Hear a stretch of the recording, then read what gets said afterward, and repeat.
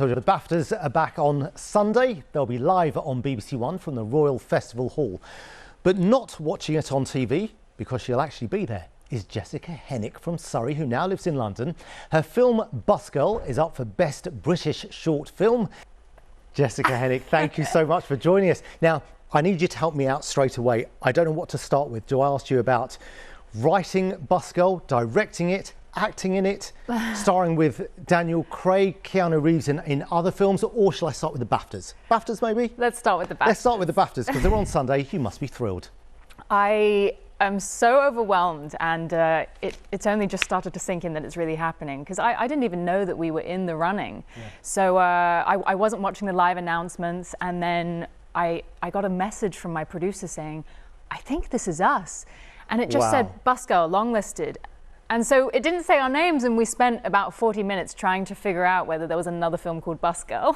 Wow, that's an amazing way to find out.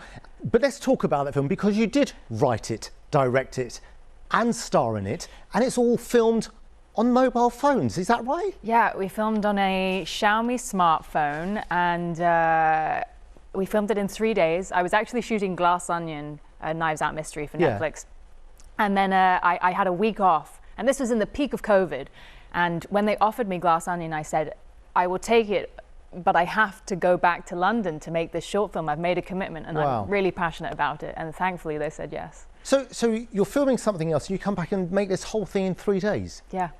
I mean, I'm amazed. How do you do that? And how is it even possible to be juggling so much and yet be so good in every single area that you're working in? Thank you. I actually didn't want to act in it. I just wanted to write and direct it, and I cast another actress. And then because of COVID, at the last minute, they pulled out. They were scooped by another studio. And yeah, it was strange. I think it encouraged compartmentalization.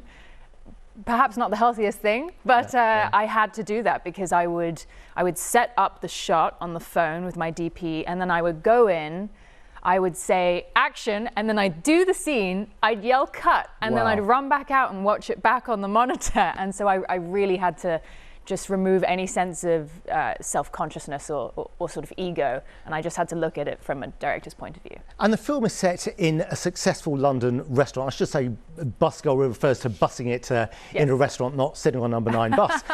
But it's set in a London restaurant. What gave you the idea to write this in the first place?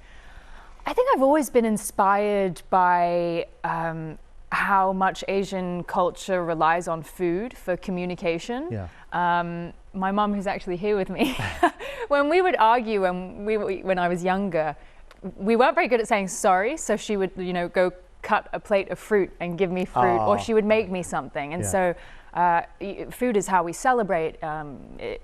If we're angry, you can tell in the way we cook. And I just always wanted to pay homage to how important cooking was to me.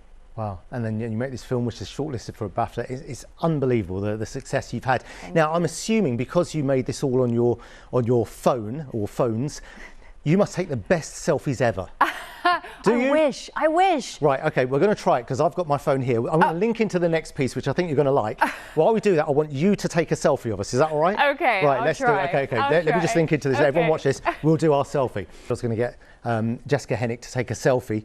Managed to get it. I think that's pretty good. That shows somebody who's good at their craft. But now let's get the weather forecast. Darren? You never asked me for a selfie, ever. I know where I stand. As far away from you as possible by the looks of things.